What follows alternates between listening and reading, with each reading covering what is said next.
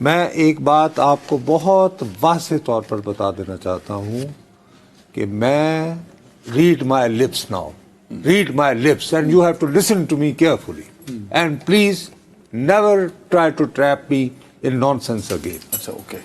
Red my lips. آئی ایز نصرت جاوید ایک صحافی ہوتے ہوئے میں میاں محمد نواز شریف صاحب کی بے تحاشا پالیسیز سے بے شمار اختلاف کرتا ہوں. ہیونگ سیڈ دیٹ، میں ذاتی طور پر ان کی بہت عزت اور احترام کرتا ہوں.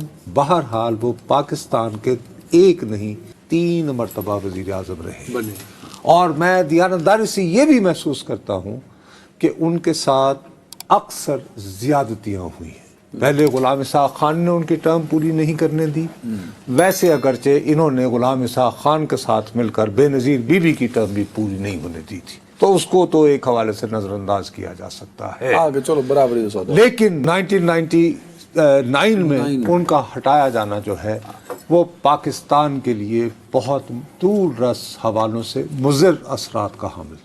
کیا کہہ رہا ہوں؟ مضر اثرات کا حامل تھا ان کا ہٹایا جانا 1999 والا. کاش کہ وہ واقعہ نہ ہوا ہوتا. اب اس کی بے شمار لوگوں کی توجیحات ہیں کہ صاحب انہوں نے بھی تو دیکھیں بیٹھے بٹھائے ابھی وہ جہاز میں تھے، جنرل مشرف کو فارغ کر دیا، اب یہ تاریخ یہ فیصلہ کرے گی. ٹھیک ہے. اور اس کے بعد بہرحال یہ پاناما پیپر کے حوالے سے جس طرح سو موٹو ایکشن ہوا، یہ ساری ایک سازش تھی ان کو ہٹانے کی. ہو گئی بات ختم. اب اس عزت اور احترام کے بعد مجھے جو ہے ان کی کچھ پالیسیز پر اختلاف کرنے کا حق بھی تو ہے یا نہیں؟ بالکل ہے. پر جس طرح آج یوم تکبیر کے دن ان کا جو اجلاس تھا جنرل کونسل میٹنگ ٹائپ، جس میں انہوں نے صدارت کی کرسی سنبھالی اور وہ جو ایک جذباتی تقریر انہوں نے کی، پورے ماضی کو انہوں نے چند، آپ برا نہ مانیے گا، ان سے زیادہ جذباتی تقریر آج فار ا چینج وزیر اعظم شہباز شریف صاحب کی تھی. آج وہ پھر اس انداز میں دستور کو وہ جو مائک نہیں پھینکا کرتے، اگر مائک ایک سی نا شاید اس وجہ سے، لیکن وہ اچھا خیر چلیں فرمائیں آپ کیا فرما رہے ہیں. دیکھیں نا ایٹمی دھماکوں کے حوالے سے یہ کریڈٹ ہے نا ان کا، آف کورس اس کریڈٹ کو جوڑتے ہوئے وہ 4 دن پہلے بھی صدارت کے عہدے پہ حضور دیکھیے بات سنے میری، وہ شخص عقل کا اندھا ہوگا جو یہ کہے کہ پاکستان نے 28 مئی کو جو دھماکے کیے تھے. دیکھیے سر، باقی ساری کہنے کی بات ہوتی ہے، بات ہوتی ہے پولیٹیکل ڈیسیشن لینا. اوباما کے خلاف جب آپریشن لانچ کیا گیا تھا، یاد ہے تمہیں وہ آپریشن روم کی تصویریں آئی تھیں؟ اور ساری اسامہ کے خلاف، سوری وہ چونکہ وہ ہم قافلہ ہو جاتا ہے اور اسامہ کٹھے، تو وہ یوں کر کے آیا نا آپریشن روم کا. آپ کو بات پتہ ہے کہ جب وہ میٹنگ ہو رہی تھی اس کے بعد اوباما جو ہے وہ لے گیا اپنے CIA کے چیف کو، اس وقت کے CIA کے چیف کو، یار تمہیں کتنے فیصد یقین ہے؟ اس نے کہا جی 50-50. اوباما نے کہا اوکے گو اہیڈ. باقی 50% ذمہ داری خود، اگر فرض کرو کہ وہ آپریشن بیک فائر کر جاتا ہاں تو تاریخ میں اس کی ذمہ داری کس کے سر جاتی؟ اوباما کے. سملرلی اگر 28 مئی کو پاکستان، اب تو بہت سارے لوگ دعوے کرتے ہیں نا، بہت سارے لوگ کہ میاں صاحب تو بکری ہوئے سن، شیخ رشید صاحب کہتے ہیں کریڈٹ مجھے جاتا ہے، راجہ ظفر الحق صاحب کو جاتا ہے، اور خود کہتے ہیں کہ میں ڈر کے دبئی چلا گیا سر. ابھی شیخ رشید صاحب بھی نہیں کیا، وہ ایک اور کانٹیکسٹ تھا یار. پھر وہی بات ہے نا، میرے میں صرف ایک ایکٹ پہ ہوں، فور گاڈ سے ایک ایکٹ پہ میں ایک اپنے مفروضے پہ کام کر رہا تھا، اور میں اپنے اس مفروضے کو ثابت کرنے کے قریب تھا کہ ایک نہیں بلکہ 2 مین کردار اس دنیا میں نہ رہے. کون سا مفروضہ؟ میرا مفروضہ یہ تھا کہ انڈیا اور پاکستان نے 1998 میں جو دھماکے کیے تھے اس کا 4 افراد کو پورے بر صغیر میں پہلے سے علم تھا. پاک و ہند، پاکستان اور انڈیا میں 4 شخصیات کو یہ علم تھا کہ دھماکے ہونے جا رہے ہیں، کہ انڈیا اور پاکستان دونوں نیوکلیر دھماکے کریں گے.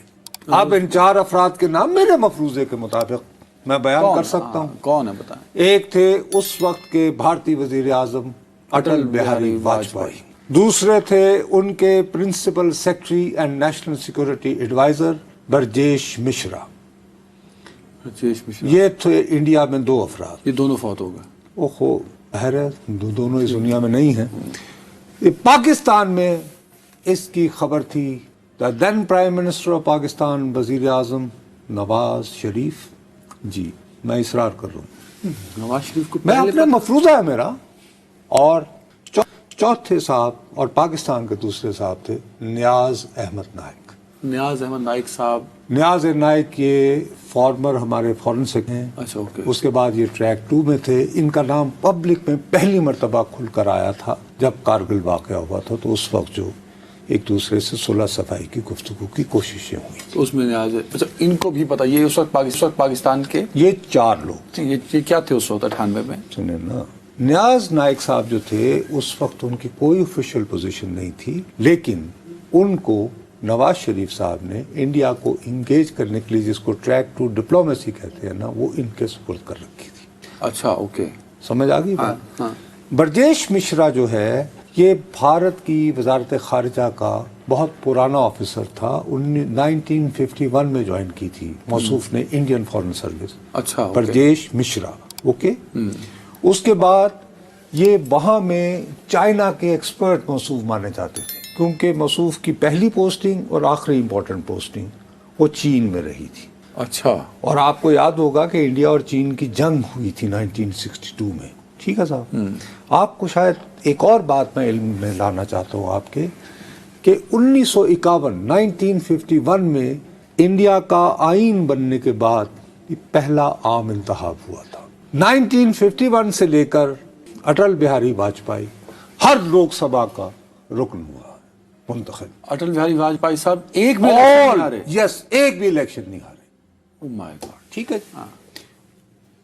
اس وقت بھی نہیں ہارے کہ جب اس وقت جن سنگھ کہلاتی بی جے پی کے صرف 2 اراکین الیکٹ ہوئے تھے. اس میں ایک واجپئی صاحب, اس میں ایک واجپئی, اور رہے ساری عمر اس میں.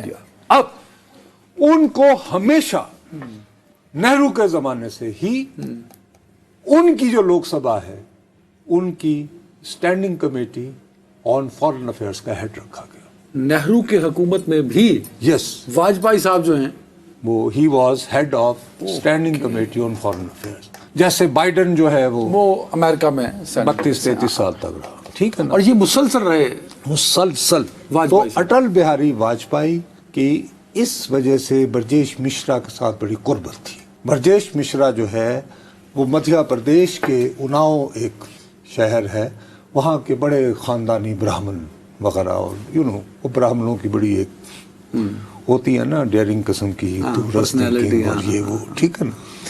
یہ صاحب آئیڈیا یہ تھا کہ انڈیا اور پاکستان, دیکھیے ایک سوال اٹھتا ہے, انڈیا کو 1998 میں دنیا کے سامنے تو یہ ثابت کرنے کی ضرورت نہیں تھی کہ وہ ایٹمی قوت کے حامل ہیں. آپ کو یاد ہے کہ انہوں نے وہ جو دھماکے کیے تھے مئی 1998 میں 1998 میں, اس کو پوکھران 2 کہا جاتا ہے. تو پہلا دھماکہ تو انڈیا 1974 میں کر چکا تھا اندرا گاندھی کی گورنمنٹ کے دنوں میں. بٹ وہ ایٹمی پاور بابا, جب آپ دھماکہ کرتے ہی اس مقصد سے ہونا بابو کہ ہم ایٹمی قوت ہیں, تو انڈیا اپنے آپ کو ڈکلیئر کر چکا تھا. 98 میں کیوں کیا؟ کیوں کیا؟ یہ بنتا ہی نہیں. وائے پوکھران 2.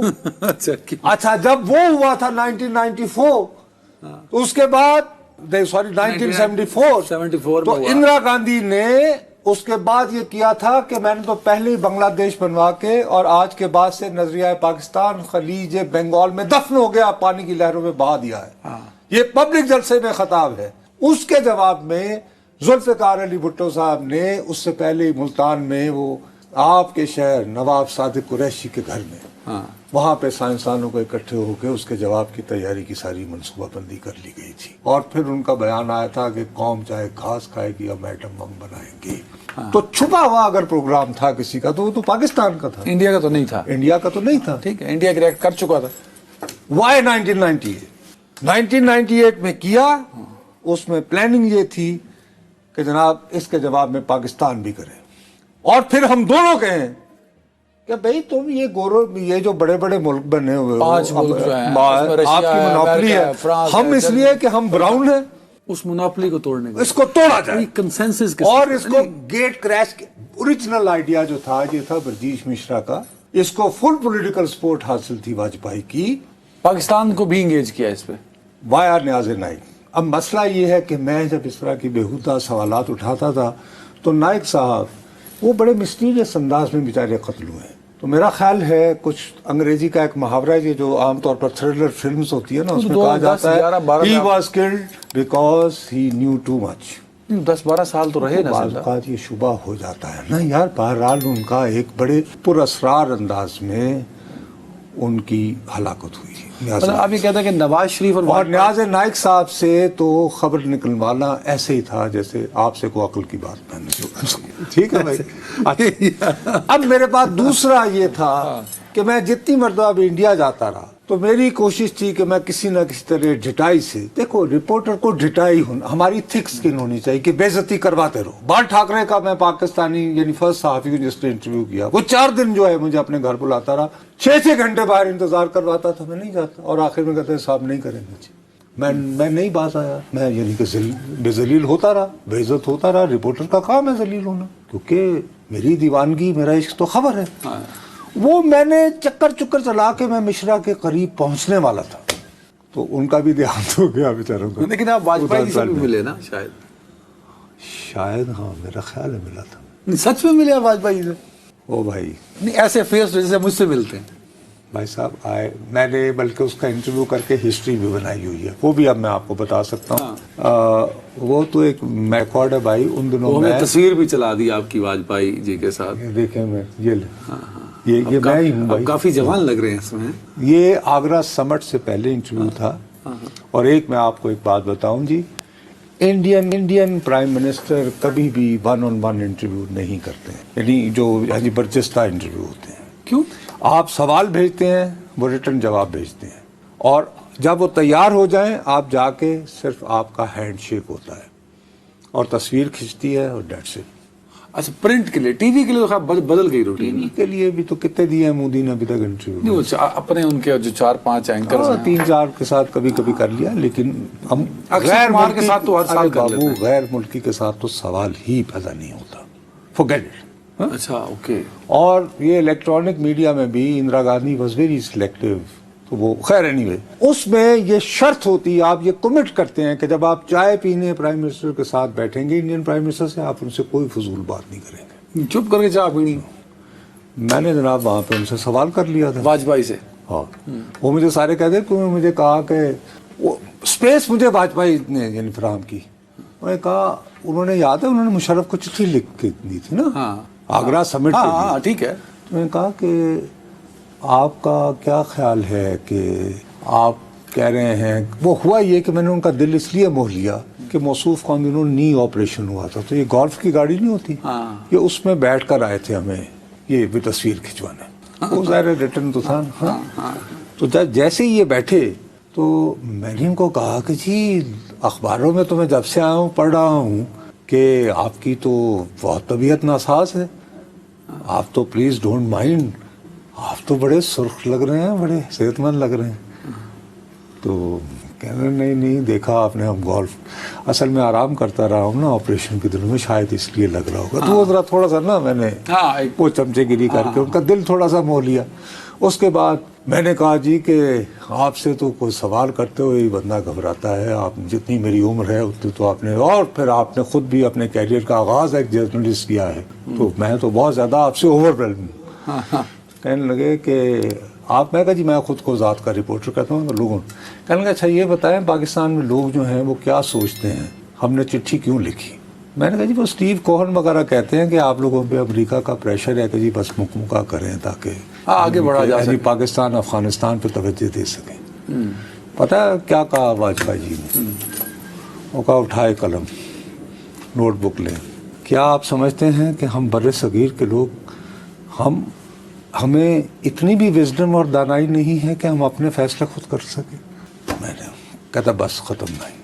اس کے بعد تو تھرتھلی مچ گئی, اور پورے وہ جو ان کا سٹاف تھا, کہا جی یہ آپ لکھیں گے. میں کہا بھائی تمہارے وزیر اعظم نے کہا کہ کھلے, میں کہا یا تو میں جھوٹ بول رہا ہوں. اچھا پورا راستہ, یہ محمود شام صاحب میرے سینئر تھے, ہم جنگ اور نیوز کے لیے ہمارا یہ تھا, یہ میرا یار دیکھ رہا تم ان کے ساتھ نہ کرنا. میں نے جی شام صاحب دیکھ لیجیے. اب میں واپس آیا, بڑے خوش تھے وہ. میں نے کہا جی دیکھیں میں نے تو نہیں بول رہا. خیر اینی وے میں یہ عرض یہ کرنا چاہ رہا ہوں, آئیڈیا واز, اور اس میں تم اب اس کا یہ انٹرپریٹیشن نکال رہے ہوگے کہ صاحب وہ تو پھر سارا ڈرامہ تھا کہ پاکستان پہ پریشر تھا اور یہ وہ.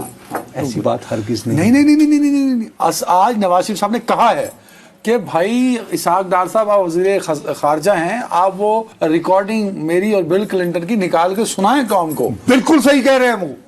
بات یہ ہے کہ امریکن CIA, برطانیہ کی MI, یہ جتنی بڑی بڑی نیوز اپنا وہ ایجنسیز ہیں, they all fail to tell their governments what India is up to. تو یہ انڈیا اور پاکستان کا آپس اب کلنٹن کی جو ہے, کلنٹن کی خفت تھی بہت بڑی کہ دنیا کی ہر طرح پر نگاہ رکھنے والی CIA اور سربراہ وہ. اچھا, اب وہ یہ نہیں چاہ رہا تھا کہ پاکستان ریئیکٹ کرے, therefore اس نے اپنا ایشو بنا لیا. یار انڈیا نے تو ہمیں دھوکہ دیا. آپ کے مفروضے میں جو کنسنسس انڈیا نے نہیں, انڈیا نے تو ہمیں دھوکہ دیا. نواز شریف اور واجپئی اس بات پہ اگریڈ تھے کہ ہم دھماکے کریں گے. ہاں, ہر صورت تو انڈیا نے پہلے کر دیے. انڈیا نے پہلے کرنے سے تو ہم نے کرنا تھا نا, ہمیں سپیس کب ملتی ورنہ. تو وہ بھی انڈیا نے ہمیں دی. یار انڈیا نے ہمیں سپیس دونوں ہی دی نا. اور اس کا اچھا چلو سپیس کی تو میں تمہیں بتا دیتا ہوں. سوری تم یعنی بریک کو مجھے پتا ہے کہ لگ رہے ہو, تم بور ہو رہے ہوگے میرا خیال ہے. میں ڈسکس کر رہا ہوں, بہت عقل کی باتیں. یہ لکھا ہوا جو ہے نا, یہ میرا مضمون نہیں ہے, اس میں سے میں اقتباس تمہیں بتا رہا ہوں. یہ مشاہد حسین سید جو میرے ایڈیٹر ہیں, میرے فیوریٹ ہیں, تمہارے سامنے ایک مرتبہ پروگرام میں بھی آئے تھے, انہوں نے کہا کہ کیونکہ میں ان کا فیوریٹ رپورٹر رہا ہوں, انہوں نے یہ کہا ہے کہ جب تمہیں پتا ہے جب انڈیا نے دھماکے کیے تو یہ قزاقستان کے دورے میں تھے نواز شریف. تو یہ دونوں الماتی وہاں کا جو کیپٹل ہے اس زمانے میں, مشاہد صاحب بھی اور نواز شریف صاحب بھی, یہ لوگ وہاں یعنی وہاں پہ مارگلا ٹائپ کی پہاڑیوں میں وہ گزر رہے تھے.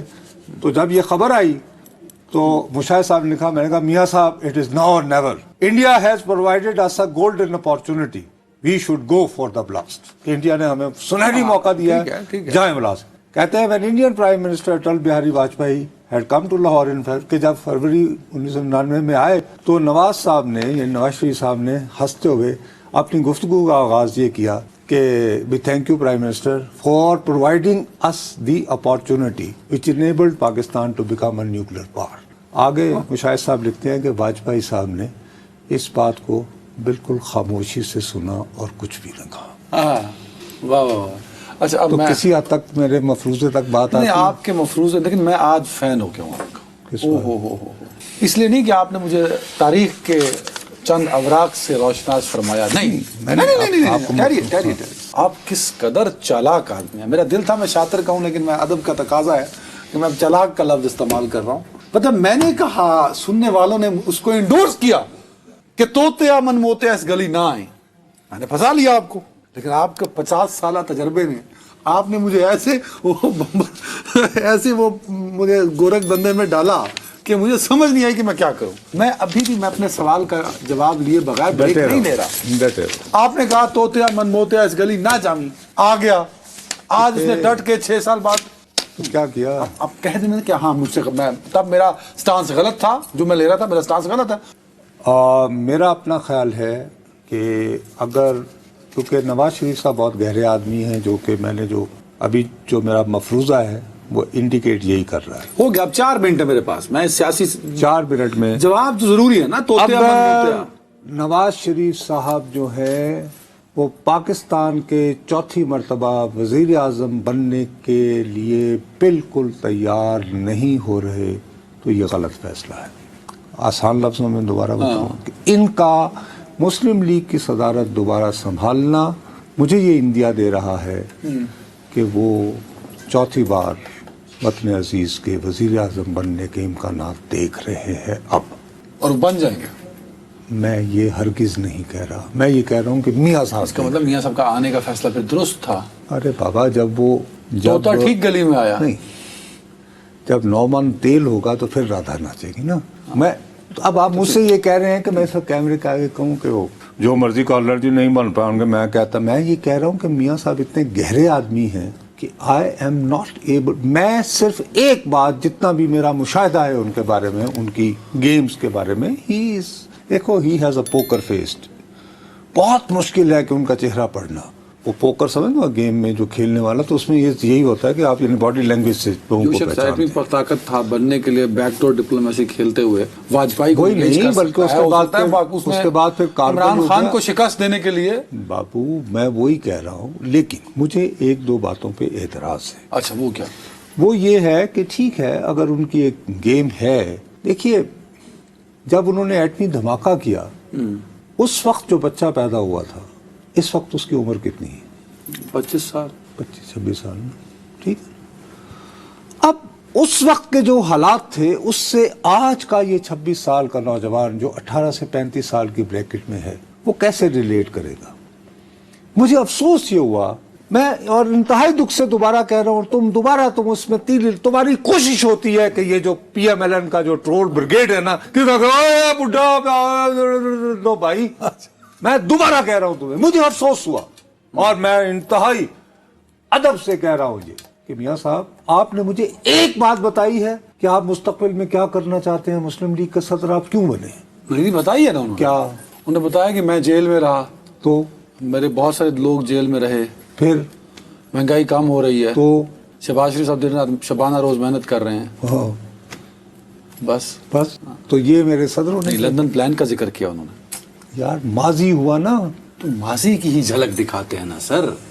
लीडर जो है वो आपको मुस्तकबिल के ख्वाब दिखाता है। ये आपने कायद आजम एक लीडर थे, उन्होंने कहा कि मैं पहली मर्तबा ये साबित करूंगा कि नजरिए के नाम पर भी एक मुल्क बन सकता है। अब मेरी ये आ गया ना मुस्तकबिल। अब आप मेरी अच्छा, मासूमियत का या मेरी जाहिलियत का जुल्फ़िकार अली भुट्टो ने कहा रोटी कपड़ा और मकान, ख्वाब दिखाया ना एक, ये कहा कि जी कह रहा हूं मैं, घास खाएंगे, एटम बम बनाएंगे, बिल्कुल सही है, ठीक है ना, एक बना। अच्छा, अब लाइक इट और नॉट, कैदी नंबर 804 उन्होंने कहा ये दोनों पार्टियां आपस में मिली हुई हैं, आपस में बारियां लेते हैं, चोर लुटेरे हैं, लिहाजा एक थर्ड अल्टरनेटिव होना चाहिए। वेरी राइट, एक ख्वाब हुआ ना। अब आप इस सब अब मियां साहब ने आज सदर बन के मुझे क्या ख्वाब दिखाया, आप बताओ। प्रिटेंड कर रहे हैं कि उनके पास फ्यूचर का प्लान नहीं है। एक शख्स नवाज शरीफ तकरीर पर तबसरा कर रहा हूं, मैंने तो ये रो रहा हूं तुम्हें कि मैं ये समझता हूं कि अगर उनके चौथी मर्तबा वतन अजीज